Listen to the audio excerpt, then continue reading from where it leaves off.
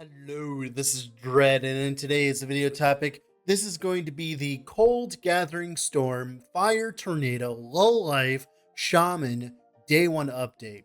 Don't expect too much detail in this video, but I do plan on making a full build guide of this build once we are finished with the build. I just wanted to, show you guys what I've been working on. So if you haven't already though, I would heavily suggest leaving a like on the video and subscribing to the channel, as that is the best way of currently supporting me. You can also check out my Twitch down below where I stream builds like this live. So you must be wondering, what the hell is going on the screen? Well, let me enlighten you, my friend. The idea is we're utilizing Gathering Storm. So if you don't know, all of the lightning stuff that used to be in Shaman's tree has all been converted into one source, i.e. Storm Bolts. And Storm Bolts are affected by Gathering Storm's tree. So Gathering Storm, if you get more damage in it, that will affect your, of course, lightning bolts, right? Now, one cool thing about Gathering Storm is you can convert it into cold damage. And of course, this cold damage can scale with the normal shaman stuff like cold damage per totem, throne of ambition, stuff like that, right? So that's the first step. The second step is instead of using the normal Gathering Storm to get storm stacks and trigger our storm bolts, we are utilizing Tornado. So there's a node inside Tornado that makes it so that we can cast a Storm Bolt every 2 seconds. Now we get a bunch of frequency, and this ends up being like 3 Storm Bolts per second, but stay with me. So that Tornado, right, it can be placed on the ground. It'll, proc all of those Storm Bolts. And then, of course, as well, we can get the node that double cast it. So we can get about 6 Storm Bolts per second currently per tornado, and as you can tell, I cast a lot of tornadoes. Now, one of the biggest problems with the tornado in general is it costs a lot of mana, but thankfully the Shaman rework has us going. So there's a node at the top of Shaman that gives us a large amount of mana regen based on our attunement. If we have like 60 attunement, we'll have like 50% mana regen or something like that, or like 40%, and that is a lot, turns out. That plus mana regen on everything, including our weapon, by the way. Weapons can have mana regen on them as well. And all of that mana regen means we're sitting at a fat 31 to 32 mana regen per second. That is a lot. Now, of course, that's still not enough because Tornado still costs like 16 mana. What else can we do to fix this? Well, thankfully, there is an item called Firestarter's Torch. Firestarter's Torch gives you a -4 mana cost to fire spells, and then of course you can get the -4 affix as well on the spell mana cost as well, on the prefix with LP. But we figured out something. It turns out that Firestarters isn't the best for this build. We can actually utilize the very rarely used Cinder Song. So Cinder Song gives you -6 in total instead of -8 with the LP and all that, and it just gives you -6 in general. But since it is a wand instead of a scepter, because scepters cannot get mana regen, by the way, on them, this wand can get mana regen on the prefix and as well cast speed. And this actually makes it much easier to get than a Firestarter's Torch, and it also gives our tornadoes +1 to level because we convert our tornado into fire, but we're still doing cold Gathering Storms, if that makes sense. Like, we're still doing cold crits, right?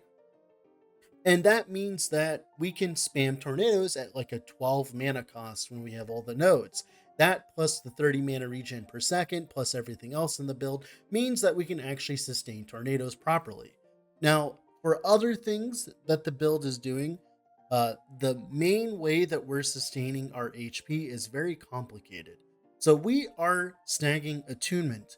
The reason why we're snagging attunement is not only for the aforementioned mana regen, but you also get 1 adaptive spell damage per point of attunement for your Storm Bolts inside Gathering Storm. And then, of course, this gets converted to cold, so it's 1 flat cold per attunement, right?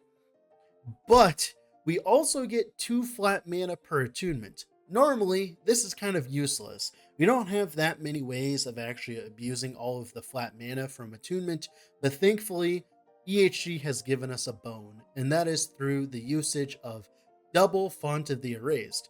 If you know me from the last time I played with these rings are really strong. Essentially, the idea is as long as we are missing life and we're missing mana, we gain 1 ward per 10 missing mana hit on hit.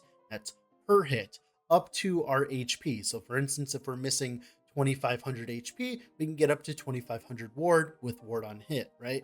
So if you look at my mana, I have 458 mana. And if I'm losing 400 of that, that is 40 ward on hit. And of course, the font of the erased, they stack. So you get 80 ward on hit. Now we can do some math here, right? Uh, if we summon 2 tornadoes per right click, and each of those tornadoes is casting 3 storm bolts per second, so that's 6 storm bolts per second. Each cast gives me about, I think, well over 240 ward per second. This is one of the highest amounts of sustain I've ever had on a build ever. Uh, you can see my ward number. You see how like it stays up that high, like you know, to my HP level or whatever, right? Guess what? I have 0% ward retention. You don't need ward retention at all with this build. As long as I am hitting something, I am at max ward. I can get hit, bam, instantly back to max ward. And this is really cool because all we need to do now is stack some HP so we can have that missing HP. How do we get that missing HP? Well, with gloves like these, we can just reduce our HP with the, reduction per second, right? And that can reduce our HP so that we're missing HP so we can get the ward on hit, right? And the really cool thing is we can play a low life setup with this, with all of this combined, right? So we get the 20% less damage taken from Berserker, which was freshly nerfed from 30%, but that's fine. So that's 20% less damage taken, right? And then we have the 8% less damage taken at the top of Shaman, although you do need to find a different way of shocking things, as my tornadoes do not shock. It's okay, we'll be fixing that eventually. And then we also, of course, get the 8% less damage taken from nearby enemies. All of this DR makes it so that playing a low life build with this low amount of ward, quote unquote, feels pretty good. Because one of the biggest problems with low life in general is the amount of ward per second you get. Like, for instance, on most low life builds, you get like 600, 700, 800 ward per second. We get infinite amounts of ward per second as long as we're hitting things, which is kind of really entertaining to watch my life bounce around as long as I'm hitting things, right? Now, the last thing that makes this very interesting is we can play a low life build, but we don't have to use the low life uniques. One of the biggest problem with low life in general, right, is the fact that you have to run an Exanguinus, you have to run a Shackles usually, right? And you have to run the last step of the living, right? With this build, we don't have to actually run any of those. We can run whatever we want, which means it ends up being significantly cheaper this way around with double Font of the Erased, right? And Font of the Erased are going for like 5k a pop or whatever on like trade for like a 14 weaver as well. And I went through like I think 20 plus Weaver's Well rings and ended up with double mana regen, double percent damage rings. Now you would have won eventually attunement on these rings instead, but like damage is damage, who cares? With the RNG nature of Weaver's Well, I was just gonna take whatever I get. So all of this combined is great. One last thing, what's really cool is because of the fact that we have the base crit from the Maelstrom node, right, per Maelstrom with Gathering Storm, that means that we can utilize stuff like Peak of the Mountain plus Warcry to cap our crit instantly. So we don't need crit anywhere on our gear either. So unironically, we're solving our percent damage by being a shaman, we're solving our crit by being a shaman, we're solving our resistances by being a shaman. We're essentially solving every single issue we could possibly have by being a shaman. And now all we need to do is just have better gear. And that's what I'll probably be working on the next few days. Now, with all that being said, this has been Dread.